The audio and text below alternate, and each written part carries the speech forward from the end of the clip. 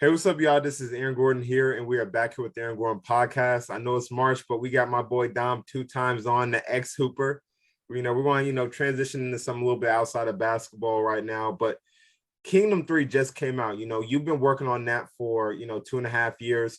What's that process been like for you? Man, the process been it's been a journey. It's been long, it's been kind of hard, but it's been a beautiful journey at the same time.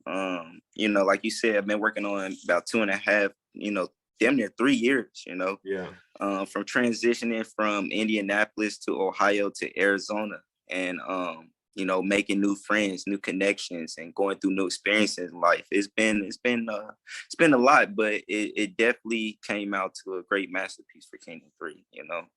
So, what has that, entire process been like in terms of, you just thinking about, like, was it hard for you? Everyone's probably asking, when are you going, drop new music? Was it hard, people asking you, like, what's going on with you? Because obviously we'll talk a little bit about it later, but, you went to, you moved to a lot of different places. What was that, entire process like for you there? Man, it was hard because, before I ended up moving out here I'm moving to Arizona, I dropped Kingdom 2. Mm-hmm. And, people love Kingdom 2. And I dropped that like before, like literally a month or the same month that I left Ohio. And, a lot of people that's keeping up my music, I wouldn't say fans, I call them supporters. A lot of supporters, they was just like, excited, waiting for new music and stuff. But with the transition and coming into Arizona and the pandemic, it was kind of like, it was very hard, Mm-hmm. just because honestly, this music, music isn't free. It takes money to put music, money into the music and to really make this happen. So that was the toughest thing that I faced, trying to not let money stop me from pursuing what I love to do, make music, and to also keep my supporters involved with my music. So that's the real honest why it took over 2.5, 3 years to really put it out, just because financial situations I was going in life, and I didn't want to put nothing out rush, Yeah. and yeah, so So why is it big for you to call, people who support you your supporters instead of, fans? Because I know obviously it varies, from person to person. Why is that big for you? Because I think I found out more that as I started to meet more people and quote unquote fans, I started to have more personal connections and relationships with them.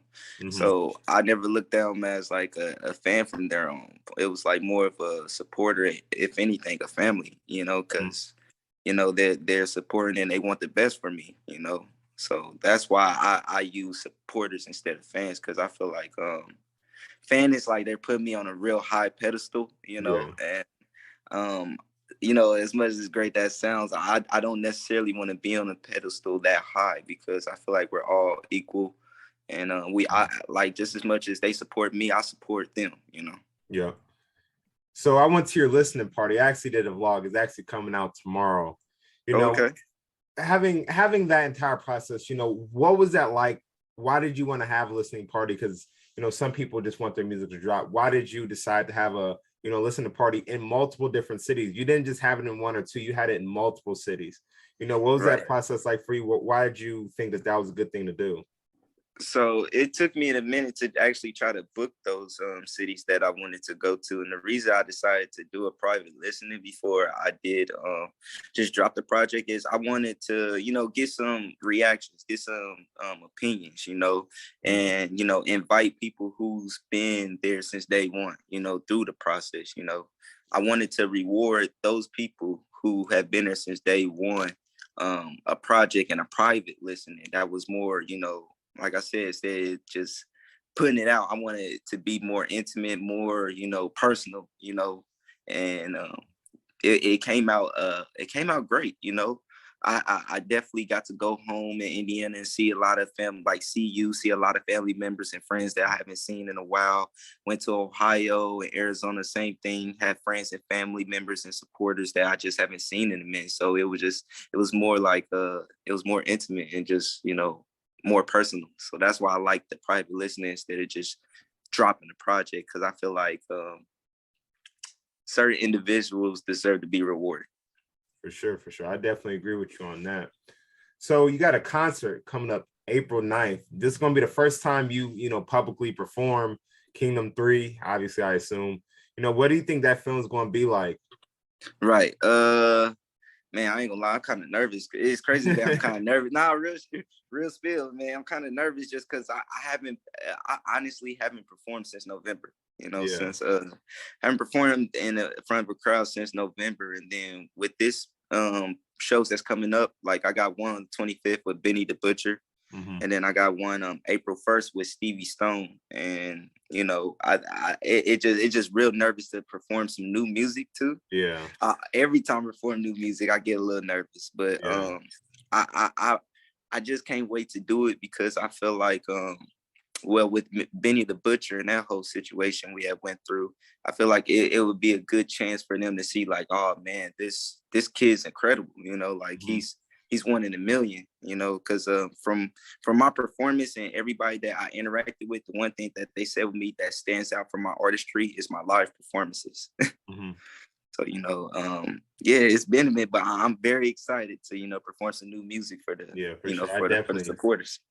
Yeah, I mean, I always had that you know nervous feeling. Like for me, like when I played college, because I had to sit out a year because I redshirt, and I was able to play college basketball game. It felt so weird because I haven't been on the court in like a year and a half, so it Right. felt really weird. I didn't have any injuries, so it just kind of felt like, you know, you just wanting to continue to do more. And I know since the pandemic is really slowing down, a lot of artists came out with a lot of new music during the pandemic and have been working on it and are now releasing music. It's going to be kind of weird just for people to start, you know, really performing and stuff. And I mean, I think Right. that's going to be, you know, very different for a lot of artists. And, you know, it's I think it's going to be a learning curve for a lot of artists, especially new artists that are definitely coming up to as well. Nah, definitely, man. It definitely has. Yeah, that's crazy. I know you had like the little butterflies. He like, man, that first game back, you just like, Yeah. man, I play this game all the time. What is Yeah, and going on? you just everything feels a little unusual. Just being able to come back, and I mean, you know what to do, but it's just like now you got to really do it back again. So I think everyone has that. Yeah, it's like taking a test for the first time. You know, first time of the year. I mean, you know how to do it. You know exactly what you got to do. But when it Right. comes time to do it, it's your first time in a long time. But you know, obviously, you talked a little bit about why Kingdom 3. I mean, you talked about that Kingdom 3 came out in 2 years. You know, why exactly did it take, you know, so long in terms of just, you know, your planning preparation, and or you know, what was it? Because obviously you had been making music for, you know, all throughout that time, and even, you know, years before. You know, what what, Right. what was that situation like for you? I think it's funny because at the time and I didn't know exactly what I was doing. I felt Mhm. kind of lost. Like, you know, I was like, I want to put out music, but then I was like, I don't know. I feel like I felt stuck in a way. So Yeah, I think now that the reason I did all that, because like you said, I was making songs. I had recorded songs and stuff. But as far as like putting it out and putting a full project, I was nervous because I wanted my next move to be my best move, you yeah, know? And I think that's what kind of held me back from dropping it so long strategically because, you know, I was like, you know, I put so much into this project that I didn't want to rush my craft, you know, and I wanted to make sure that I give the supporters and the listeners me, you know, the real me, nothing yeah, that's put together last minute or anything. And you know, when you check out the project, you literally hear years of yeah, recording. Some of the songs, my vocals sound just slightly different, just because yeah, like, you know, I done matured and you know my voice and got more comfortable, you know. yeah. So that's honestly why it took so long. It's just because I wanted to give the listeners and give everyone that support me the best project I could, you know. So with this album, obviously, I'm gonna put the link in the description down below for you guys to, you know, go check out, you know, all his links to the new album everywhere, because you have it on Spotify, you have it Right. everywhere. It's SoundCloud, you have it pretty much everywhere. So make sure that you guys go take a look down below. So obviously, I know what my favorite two songs were, especially, you know, during the listening party. I have my personal favorite song, and then I have, you know, one that I think everyone else is really going to like, that I think is going to be really trendy. What do you think is an underrated song? Oh man, an underrated song. Yeah. Underrated song on there as I've been listening. I feel like the outro. I feel like the Yeah, outro is very I thought underrated. the outro was really good. Yeah, I think the outro is underrated because, like I said, when people do get to that end, you know, because some Yeah. people sometimes skip, but when a lot of people, when I put that snippet out, you know, I put like a little snippet out before I dropped the project. They was like, "Yo, like this, like it's like Yeah. he's spitting like yo." And then I had like Drama Boy when I linked up with them and played the song with him and a couple of people in Atlanta. They was like, because it was funny before I played it, they was like, "All right, who you sound like?" I was like, "Man, I ain't gonna lie, I lucky sound like Cole and a little bit of Yay." They was like, "All right, man, press play." When I played it, they was like, I definitely see that. You feel me? Yeah. So like, I feel like that's the most underrated song on there. You know, like "Set Me Free." I would say for me, my personal favorite songs back in the day. I don't know why it resonated with me. It was really cool because it kind of like really like resonated with me. But I think that's just more of a personal thing. But I think the 2 Time Shuffle. I Ah, think man. that is going to be very trendy. And guess what? You know, I'll be doing my TikTok dances to that. You know, I'm gonna do that. I'm gonna be one of the first people to do a TikTok dance 2 Time Shuffle. Hey man, definitely when you put that on TikTok, make sure you tag me. I I definitely definitely gonna will. that. You Yeah, know, nah. and that's one thing that I think it's gonna be really trendy too, because it's not that hard, but it definitely has a good flow to it, especially the part of the song, because you know it didn't just all of a sudden just go into the flow of it. I think that, you know, just throughout the song you can really get used to it, and it's something that, you know, everyone's 70-year-old grandma could do, and it's something that, you know, kids would do, someone that is, you know, athletic could do. I mean, I think everyone can do it, and it's something that is really fun. I mean, just like some of the other shuffles that are really, really popular. I mean, it's something that everybody could do. You could play it at a barbecue, you know, wherever. Right. Yeah, man. That's the goal. You know, like I said, make music that's timeless. You know, we still do the cha-cha slide to this day. Yeah, You feel me? that could be something for years down the line. So talking about your situation, so you moved to Columbus, to Indy, to Phoenix, now you're in New Orleans. What has this process been like for you in terms of just your personal life, not even just your music life, but your personal life? What has all this been like the past 2 years? It's Because you're been still a kind of young dude, you know? yeah, man, definitely. It's been a wild journey. It's been scary, it's been motivational, and it's been inspirational at the same time. Cause Mhm. it's been inspirational just to be able to chase my dream at this age, you know, because I Mhm. know I grew up with a lot of people who wasn't able to do what I'm doing right now, you know. Mhm. And it's also been kind of scared as well because sometimes I personally I get comfortable where I'm at. So like, you know, I was comfortable in Indianapolis, then I moved to Ohio. I Mhm. feel like I was gonna stay in Ohio forever. And then, you know, once I graduated college there, I ended up going to Arizona because my family was out there. And Mhm. then I was like, okay, I'm staying in Arizona. But you know, just more opportunities started to open up for me. And then my personal life, I just had personal situations going on. And that's how I ended up in Louisiana. Cause being in Arizona, honestly, it was too much distractions for me. You know, I was Yeah. going out all the time. I was spending money that wasn't necessary, you know, just being distracted. The women there was distracting as well. Mhm. And not even just the women. You see, from being in a place like that in Arizona, I started to look from a third person, and started to see, like, you know, the distractions and what people I should have around me and what I shouldn't have around me. And overall, once I started to look, I was like, I just need to get away and be by myself, you know, Mhm. and regroup. So coming to New Orleans and Louisiana, you know, like I came down here, I didn't even tell nobody I was moving down here. I just moved up and moved. Yeah. And when I came down here, I got time to just get my mind together, you know, finish my, Kingdom 3, come up with some more music, you know, actually sit down, do some more planning behind Kingdom 3, because I realized that I stalled over 2 years in Arizona, but came down to New Orleans and had a plan for this project within 2 months. Mhm. So it's been like a very hard journey, but it's been motivational as well because you know, really mentally, you know, when I, after all the moves and transitions, being down here, I started getting mentally stronger and mentally better. So I will say that was one thing that I was facing traveling a lot. It was my mental, because sometimes I get down, sometimes I get, unmotivated, or you know, it's just my mental. So like I will say that's the one biggest thing though that was part of being scared, my mental. Mm-hmm. So what avenues have you taken outside of music that you've been into lately? Any hobbies, just any, things outside of just music that you've been doing lately?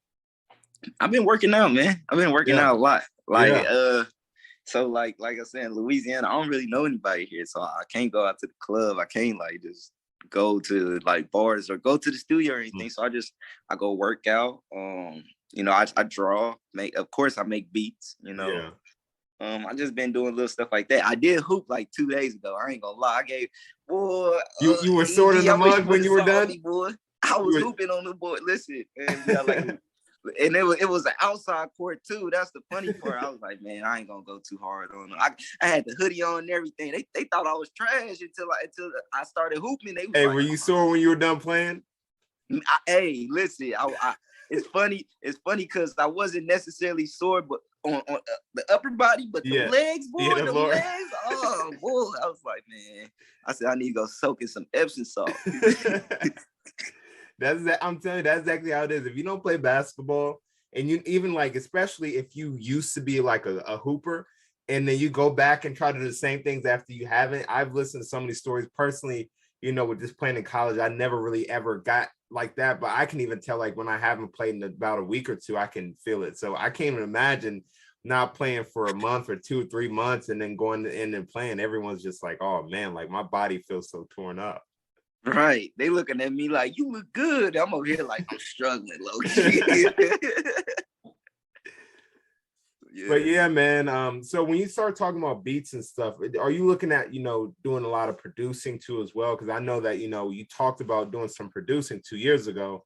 And, right. I just want to check back in with you, how is that going? And, how is that side of the business going for you? So the producer side is funny because the producer side is actually, it is doing great, but it's getting me further into certain doors and certain rooms than with rapping would be, have done. So like I said, with the beats, I didn't make so many beats and sent it off to artists and work with a lot of artists. I've been traveling back and forth to Atlanta, and whether it's a local artist or a big artist, I've been able to network and connect with them through the beats and stuff.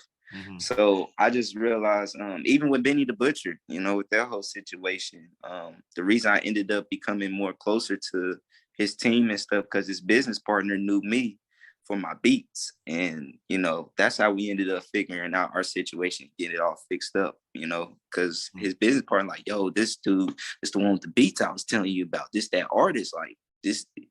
So it's been great. It's funny because it kind of reminded me of the Kanye West documentary a little bit, the Genius documentary. Even though I started rapping before I made beats, it seemed like the music industry wants to keep me solely as a producer, if that makes sense. Because they see I can make, the industry can make money off of me as a producer, but I want to do the rapping. I want to be the artist. So like I said, beats been getting me in the doors, but music is what, keeping me alive and keeping me going. Yeah. I mean, that's a fact. I mean, like I said, music is something that I think everyone has a hand in, but when you're an actual artist, that's what really, brings the feel, the vibe. And, like I said, I've seen that, from you since you've been, a senior in high school and all that stuff. But, I have 2 questions for you before we leave here. All right, what's up, man? Let's get to it. Who's winning the NCAA tournament? Who's winning March Madness? What's the second question? Let me think on that. Who's winning the NBA championship? Okay, March Madness, man. I want to see who you got. I want Purdue to win it, man. Yeah. They have a shot. They have a shot. They have definitely. I like that. What's that kid, Jaden Ivey? Yeah. I don't like that. I don't like Purdue. I don't like that Purdue's on the same side as Baylor. They're in the same bracket. I don't like that for Purdue. Yeah, that is scary. That's why Yeah. I don't know that Ivy kid. He kind of remind me a little bit of Morant a Yeah, little he bit. Like, does. He does. I said that. Earlier this year. I said he definitely does remind me a lot of John Morant because he's a little bit bigger. Obviously not quite as explosive, but pretty close. yeah, it's pretty close, and it's just like And it's his that movements on dog the in him. court. Yes, it's that dog in him. I see that Yeah. dog in him. So I'm gonna say Purdue. If anything, no, I'm going. If Purdue doesn't get it, I gotta go with Kansas, man. You feel me? Because Okay. you know my boy J Yeah, Cole J. over there. Cole. Yep. Hey, he's in this a millionth year. Hey, while I'm sitting back here talking, I'm one of the oldest players in the NCAA. But guess what? I always tell everyone. Everyone always comes to me, man, you're still in college basketball. You still playing and all that. I said, ain't nobody saying nothing to Jalen Coleman. Right. I'm like, right. Jalen been in forever. And me and J. Cole, we were talking about that, maybe about a couple months ago, that we're still out here playing in college. Yeah, it's amazing, man. I look at a lot of people that we grew up with. I was just like, yo, it's amazing that y'all still playing, man. Like, that's a blessing. Yeah. But who you got for NBA? NBA, man. Oh man. You know, at the beginning of the year, we all had Lakers. So I didn't have Lakers. I didn't know that they were going to be this bad, but I knew that they were not going to be a top 5 or 6 seed in the West. I didn't think they'd be 9th or 10th, but I thought they were going to be like 7th or 8th. Right. If I had to pick, man, I don't know why, man. I think Brooklyn gonna come out the East. You feel me? It's scary, bro. You got 2 players that literally can drop 50 whenever they feel like it. That's scary. Yeah, but the problem is, will they feel like it all the time? Are they gonna Kyrie still can't even play? Hey, Kyrie still can't even play home games. That's the only thing. But it just he can't play home games. That's the only thing. But not yet. I guess when he can't play, that's when KD got dropped 50, man. You feel me? When he can't play. I mean, I like Brooklyn, but I think the team that comes out of the East is the Bucks. I forgot about I low key slept on the Bucks. I forgot. I don't know. I don't think they almost lost it by a foot, a toe last year. Yeah, so. I don't know about the 76ers, but I think the team that comes out of the West I think it's going to be Suns versus Bucks again. Really? I think Grizzlies. I think Grizzlies, like, no, listen, I think Grizzlies. The reason why I said Grizzlies is because, for one, they're a young team. And if you look at the core that they really have some type. It's the team chemistry that's really keeping them up. Yeah. When they played the Pacers without Ja Morant and beat the Pacers by 40, I said, that's team chemistry. That's better than having players that can drop 50. You feel me? Yeah, I think so too. I think that's the most underrated thing with NBA teams. If you have a good core, because one thing, even though they're a young team, I mean, Jaren Jackson is still in like his 4th year in the NBA. John Morant's in his 3rd. Like, they have a lot of guys that have played in the same camaraderie over the past, 4 or 5 years. I think that a lot of NBA teams, they really want to be successful. You have to keep the same core. Now, if you want to add like a Kevin Durant or something, like, go ahead, but don't just start breaking up your team just to get good players, because that's what happens in the NBA all the time, and it just doesn't work out. You have to keep the same team, keep building, add some young guys, and then if you got one blockbuster trade, then do it. Right, exactly. So yeah, but man, my team to win it all though, man. If Brooklyn can make some way, man, I say Brooklyn. Yeah. But honestly, I would love to see, like, I think as much as I want to say Suns is just because Chris Paul's not there. So that's the only reason why I just don't feel like the Suns is going to make it to the finals. But I do feel like I do think Golden State definitely has a great chance. Yeah, I think they have a great chance. But I sure know teams that won't be in it. The Rockets, the Pacers, and New Orleans. None of them, man. Hey, we might as well throw Lakers in there, man. Yeah, and the Lakers. Hey, I know who's not making it. I guess that's the easiest question. I know who's not making it. Lakers, boy. Hey, it's funny because you don't even go to the teams that have the worst record when you think of that. You just be like Lakers. Yeah, it's bad. So any shout outs, man, before we end off? Man, I just want to give a shout out to you, man, because, like I said, you let me on your platform and coming out to my private listening, man. You've been like one of my day ones, man, for real, since the day that we met, and since, I was in the class with your mom, you feel me? She was my teacher and stuff. Like, that was for last year teaching. Support. Yeah, that was for last year teaching. I know, that's crazy. she had me and McKelty. McKelty, crazy. Man, yeah, what's so funny is when I posted that picture, no one knew that I cut my hair. I just cut my hair the day before. Oh, yeah, man. It was like, what? Well, anyways, thank you for joining the podcast, man. You know, I would love to have you on, you know, sometime soon. Hopefully, man, we can talk some sports, man, because I know, you know, you're inside with that stuff too. So, you know, we got to get it. We got to, you know, talk about that some more, man. For sure. I definitely need my one-on-one, EG, man. Okay, we can vlog the one-on-one challenge. Hey, I'll definitely come back home. We're going to do that. For sure, man. Let's do it.